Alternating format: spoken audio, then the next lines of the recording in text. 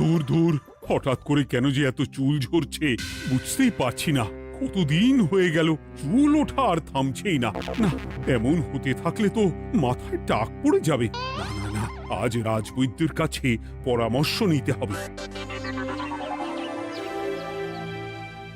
কি ব্যাপার মহারাজ, আজ আপনাকে এমন চিন্তিত দেখাচ্ছে কেন? জীবনে বড় দুঃখ গোপাল, মন মেজাজ একদম ভালো নেই। সে কি, কি হয়েছে মহারাজ? গোপাল থাকতে দুঃখ কিসের? আর বলো না, মাথার চুলগুলো আজকাল ঝড়ে পড়া পাতার মতো পটপট করে ঝরে যাচ্ছে। আমি তো জানি কেন এমন হচ্ছে, কিন্তু এখনই মুখ খুললে চলবে না। আর একটু বেশি বিপদ বাড়লে তখন মাঠে নামবো। তাই বলুন। এ তো খুব ছোট ব্যাপার, চুল ঝরলে টাক পড়বে, আর সেটা পড়া কত ভালো জানেন? কথায় আছে, যত বড় টাক তত বেশি টাকা।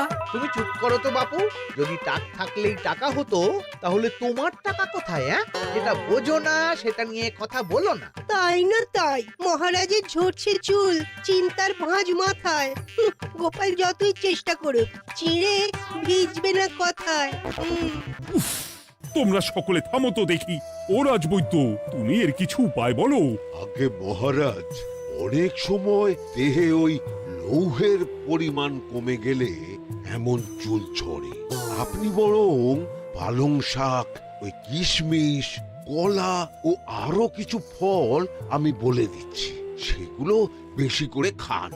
আচ্ছা আচ্ছা আচ্ছা, তবে তাই করে দেখি।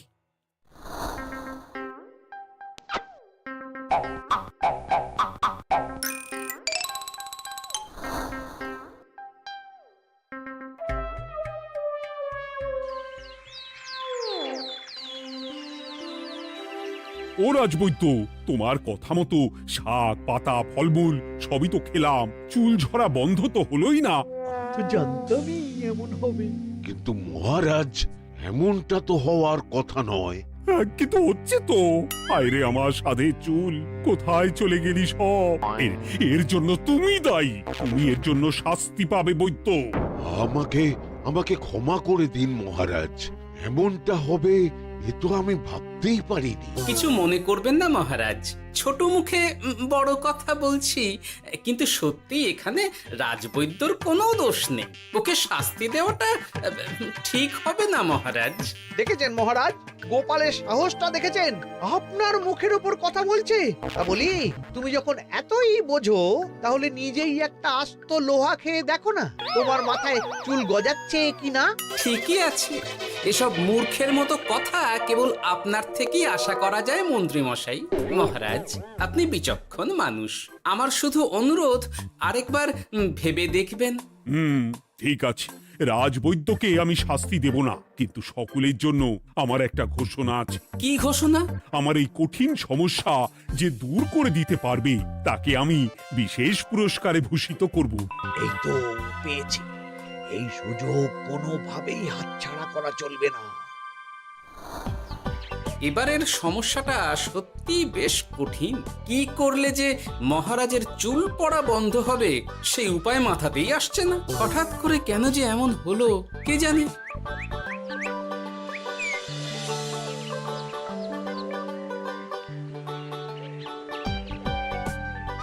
ও মা, তুমি এসে গেছো?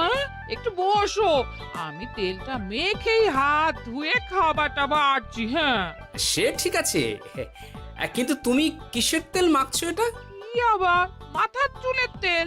এখানেও চুল, ওদিকে মহারাজেরও চুল ঝরে পড়া নিয়ে আমরা সবাই হিমশিম খাচ্ছি গিন্নি। আরে, মহারাজের অত সুন্দর কালো চুলগুলো ঝরে যাচ্ছে, এ তো ভারী দুঃখের কথা। সে আর বলতে, ওই জন্যেই তো আমি বাবা মাথায় এই জড়িবুটি তেল মাখি। এতে চুলের গোড়া শক্ত করে, চুলকে ভালো রাখে, নতুন চুল গজায় সব। হ্যাঁ, কি কি বললে? নতুন চুলও গজায়? সত্যি? হ্যাঁ, বাহ, তাহলে আর চিন্তা কি? আমাকে এই তেলটা একটু দিতে পারবে গিন্নি? মহারাজকে দিয়ে আসি। উনি বলেছেন যে ওনার সমস্যা দূর করতে পারবে তাকে উনি পুরস্কার দেবেন। উমা, এই তাই নাকি? এ তো দারুণ ব্যাপার গো। নাও নাও নাও, তেলখানা নিয়ে মহারাজকে কাল দিয়ে এসো তাহলে। আর জানিয়ে দিও, দিনে 2 বার কিন্তু তেল মাখতেই হবে। হ্যাঁ, আচ্ছা, ঠিক আছে।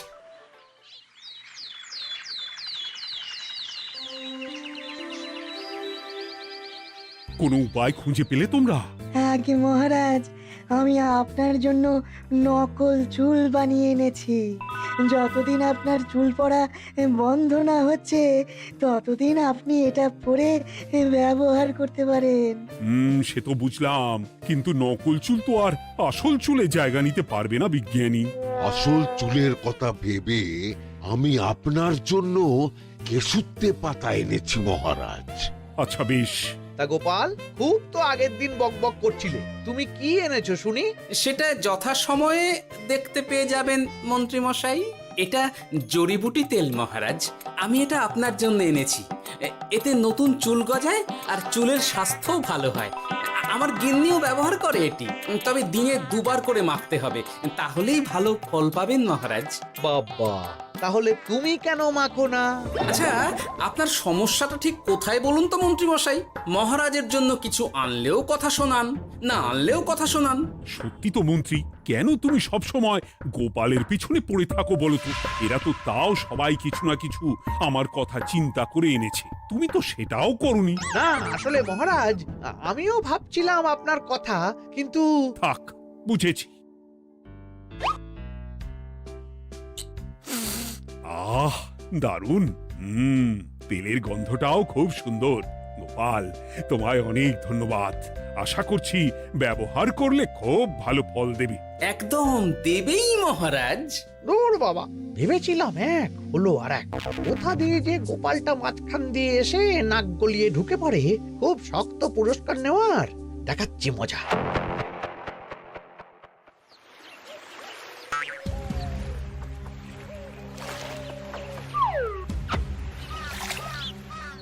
এবারে গোপালের তেল দিয়েই সব কিছু তোলপাড় করব।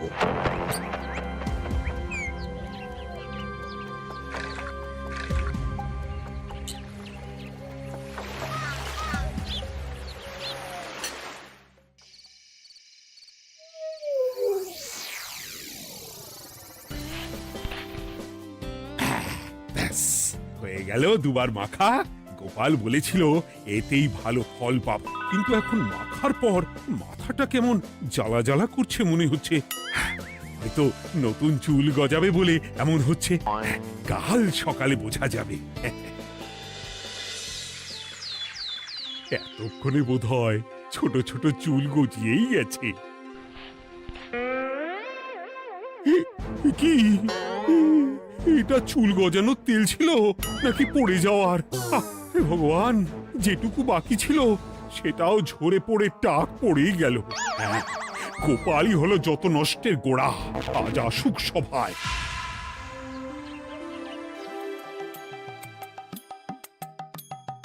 এই যে এখন এলেন উনি। ও কি মহারাজ, আপনি এমন কাপড় মাথায় জড়িয়ে বসে আছেন কেন? তুমি আর এমন প্রশ্ন জিজ্ঞাসা করো না গোপাল, তোমার দয়াতেই মহারাজের এমন অবস্থা। মানেটা আমি তোমায় দেখাচ্ছি, দাঁড়াও। এই যে গোপালের দেওয়া তেল মেখেই আমার এমন হয়েছে, আর তার জন্য আমি তোমাকে কোনোদিনও ক্ষমা করব না গোপাল। বিশ্বাস করুন মহারাজ, আমার গিন্নিও মাখে এই তেল, কিন্তু এমন কিছু তো এখনো পর্যন্ত ঘটেনি। আমি আর কিচ্ছু শুনতে চাই না। আমার মাথা ভর্তি চুল আমি ফেরত চাই। যতদিন না আমার মাথার সব চুল ফিরে আসছে ততদিন আমি তোমার মুখও দেখতে চাই না। মহারাজ, আপনার কোনো চিন্তা নেই, আমি তো আছি। এবার এই সমস্যার একটা সমাধান আমি করেই ছাড়বো। কি ব্যাপার, মন্ত্রী মশাই এত লাফাচ্ছে কেন? এসবের পেছনে আবার ওনার হাত নেই তো? না, ব্যাপারটা পরে দেখতে হচ্ছে।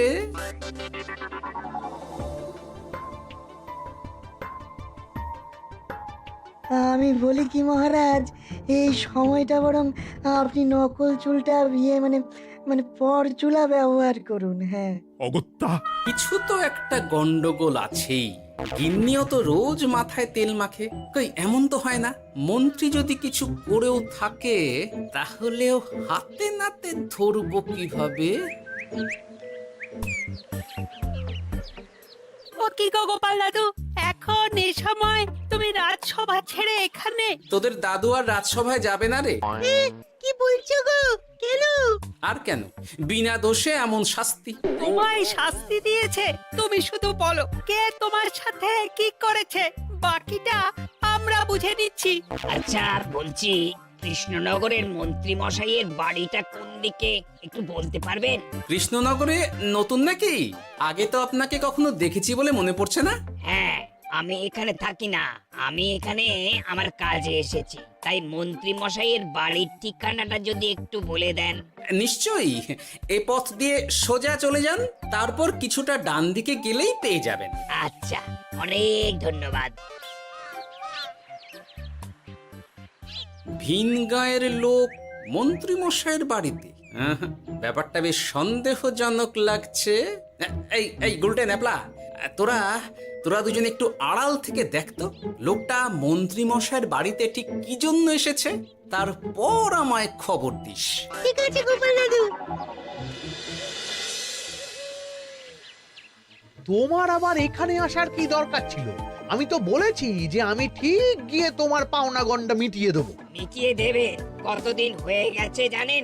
দেখো, হয় আমার কীটনাশক আর সার সব ফিরিয়ে দিন, নয়তো আমার জিনিসের দাম মিটিয়ে দিন। কীটনাশক, সার আর কি করে ফেরত দেবো বলো? ও তো সব পুকুরের জলে মিশে গেছে। ওসব আমি জানি না, আমার পাওনা গন্ডা মিটিয়ে দিন, ব্যাস। চল চল, এখনই তাহলে গোপাল দাদুকে গিয়ে সব জানাই। চল চল। দাদু, ও গোপাল দাদু। তোরা এসে গেছিস? আয় আয় আয় আয় আয়। মন্ত্রী মশাইয়ের মুখ থেকে অনেক খবর পেলাম। তাই নাকি? কি শুনি? মন্ত্রী মশাই ওই লোকটার কাছ থেকে অনেক কীটনাশক সার নিয়েছে, কিন্তু এখনো জিনিসের দাম মেটায়নি। হ্যাঁ, ওই জন্যই তো মন্ত্রী মশাইয়ের উপর লোকটা খুব রেগেছিল, হুমকিও দিয়েছে 1 সপ্তাহের মধ্যে জিনিসের দাম সব মিটিয়ে দিতে হবে। তাই নাকি?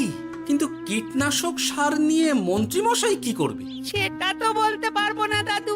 তবে হ্যাঁ, মন্ত্রী মশাই ওই লোকটাকে বলছিল যে ওই সব কীটনাশক সার পুকুরের জলে মিশে গেছে। কি বললি? পুকুরের জলে? আচ্ছা, এবার দুয়ে দুয়ে 4 করা গেল। অনেক ধন্যবাদ রে তোদের। বল বল, তোরা কি খাবি? কিচ্ছু লাগবে না গোপাল দাদু, তবে ভোলা বয়ের আর মিষ্টি খাওয়ালে। আচ্ছা আচ্ছা। কি করে যে মহারাজকে আসল ব্যাপারটা বোঝাই, কিছু তো একটা উপায় বের করতেই হবে। তা বলি বাবা, রাজসভায় যেতে হবে না বলে কি সারাদিন এইভাবেই শয়নে শয়নে দিন কাটাবেন বাবা? হ্যাঁ, উপায় পেয়ে গেছি। বুঝলে গিন্নি, আমাকে একটা জায়গায় যেতে হবে, বুঝলে? তারপর ওখানে যদি কাজ হয় তাহলে আগামীকাল রাজসভায় আমি যাব। কিন্তু তুমি যে বলেছিলে তোমার এখন ছুটি। হ্যাঁ, কি আর করি বলো, গুরুত্বপূর্ণ একটা কাজ, তাই যেতেই হবে। আচ্ছা যাও। ওই গো বিজ্ঞানী, আরে গোপাল যে, বলো। এই যে বিজ্ঞানী, একটা বিশেষ দরকারে তোমার কাছে এলাম, বুঝলে? হ্যাঁ, বলোই না। আচ্ছা, এই দূষিত জলকে কিভাবে আবার পরিশুদ্ধ করে বলতে পারবে? কেন পারবো না? জলের মধ্যে একটু চুন আর ফটকিরি দিয়ে দিলেই জল আবার দূষণমুক্ত হয়ে যাবে। তবে ওগুলো দেওয়ার পর কিছুদিন সেই জলকে ব্যবহার করা বন্ধ রাখতে হয়। হ্যাঁ। আচ্ছা আচ্ছা, অনেক ধন্যবাদ, আসি তাহলে। হ্যাঁ,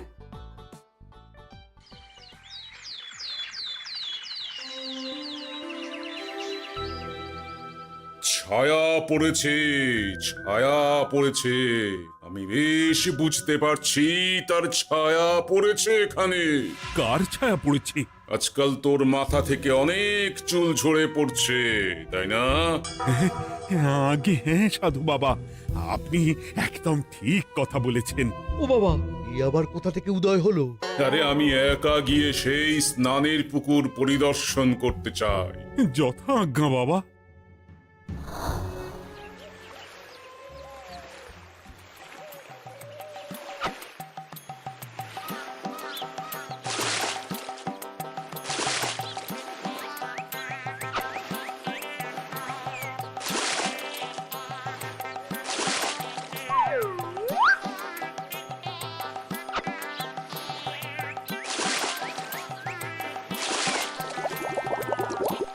যাক বাবা, মোটামুটি সপ্তাহখানেক এভাবে থাকলেই পুকুরের জল আবার আগের মতো পরিষ্কার হয়ে যাবে।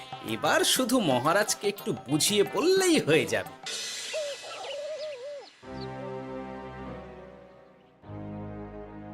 কি বুঝলেন সাধু বাবা? আমার অনুমানটাই ঠিক ছিল। পুকুরের জলে কালো ছায়া পড়েছে, কুদৃষ্টি পড়েছে, তাই এমন হচ্ছে। সে কি? কি কালো ছায়া? যত সব বাজে কথা। জল দূষণ করলাম আমি, আর দোষ পড়ছে কালো ছায়ার উপর।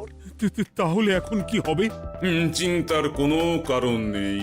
আমি মন্ত্রপুত ভস্য ছড়িয়ে দিয়েছি। 1 সপ্তাহ ওই পুকুরের জল স্পর্শ তো দূর, পুকুরের কাছেও যাওয়া নিষেধ। তাহলে আমার মোহরের কি হবে? যথা আজ্ঞা সাধু বাবা। ও কি, তাহলে মহারাজ এতদিন স্নান করবেন কোথায়? সে কথা কাউকে চিন্তা করতে হবে না। মহারাজের ওপরে কালো ছায়া পড়া জল পড়েছে, তাই আগে সেটা শোধন করতে হবে। আমাকে তাহলে কি করতে হবে সাধু বাবা? আমার শিষ্য গোপাল আমাকে আগেই এই বিষয় জানিয়েছিল। আমি তার হাত দিয়েই তোর স্নানের জল পাঠিয়ে দেব। তাই আগামী 1 সপ্তাহ সেই জল দিয়েই তোকে স্নান করতে হবে। কি গোপাল? দেখছো তো মন্ত্রী, গোপাল আমাকে কত ভালোবাসে। আমি ওকে কত কথা শোনালাম, কিন্তু না না না না, কাল থেকেই আমি আবার গোপালকে রাজসভায় ডেকে আনবো। আমি আসছি, আমার কাজ হয়ে গেছে। আর হ্যাঁ, তোর স্নানের পুকুরের চারিদিকে প্রহরীর বন্দোবস্ত কর। কাক পক্ষীও যেন ওখানে প্রবেশ করতে না পারে। আচ্ছা বাবা, আচ্ছা।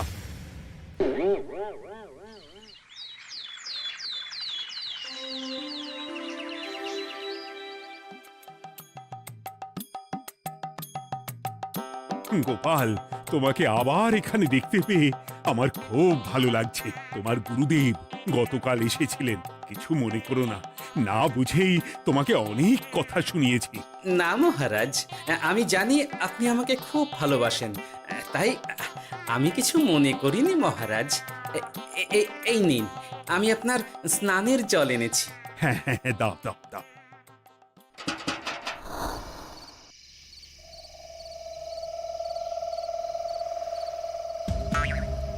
ও বাবা, পুকুরের কাছে যে গিয়ে দেখবো সে উপায় নেই।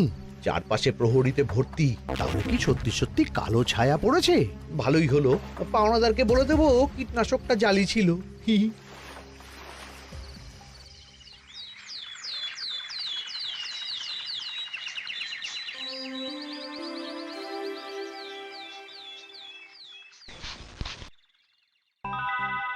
এই তো আমার সেই পুরনো কালো চুলগুলো আবার ফিরে এসেছে। আহা, কি যে আনন্দ হচ্ছে দেখে। আজ 1 সপ্তাহ সম্পূর্ণ হলো। গোপালের জন্য আমার স্নানের পুকুর থেকে কালো ছায়া দূর হয়েছে। আমাকে এই সমস্যা থেকে দূর করার জন্য আমি গোপালকে 100টি মোহর উপহার দিতে চাই। ধন্যবাদ মহারাজ। দূর, আমার আর ভালো লাগে না। সব সময় গোপালই মোহর পায়, এটা তো আমার পাওয়ার কথা ছিল। এদিকে আজকে পাওনাদারও আসবে।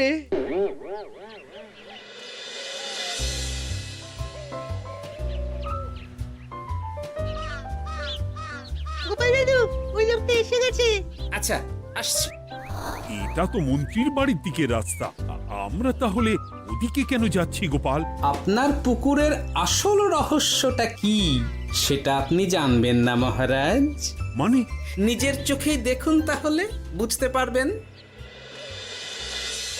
আর একটু সময় দাও আমায় ভাই, এমনিতেও তোমার কীটনাশক কোনো কাজের নয়। কি এখন এসব কথা? আর একদিনও সময় দিতে পারছি না। একটু বোঝো, একটু। সব আমি মহারাজের পুকুরের জলে মিশিয়ে দিয়েছি। মন্ত্রী, তুমি তাহলে সেই কালো ছায়া? মহারাজ, আপনার পর্দা ফাঁস হয়ে গেছে মন্ত্রী মশাই। তুমি তাহলে সবটা জানতে? একদম প্রথম থেকে। রে, খুব জোর ফেঁসেছি। এদিকে পাওনাদার, ওদিকে মহারাজ, এইখান থেকে কেটে পড়তে হবে। ই! গন্ডগোল করে আবার পালানো হচ্ছে কবে রে? বলো, কেন করেছিলে? মহারাজ, আমি ভেবেছিলাম আপনার সব চুল উঠে গেলে আমি আপনার কাছ থেকে চুল গজানোর ওষুধ দেওয়ার নামে অনেক টাকা লুটবো। কিন্তু সেই ভাবনা ভাবনাই থেকে গেল, সেগুড়ে যে বালি হয়ে গেল। ভাবা যায় চুলের জন্য চুলো চুলি, হ্যাঁ?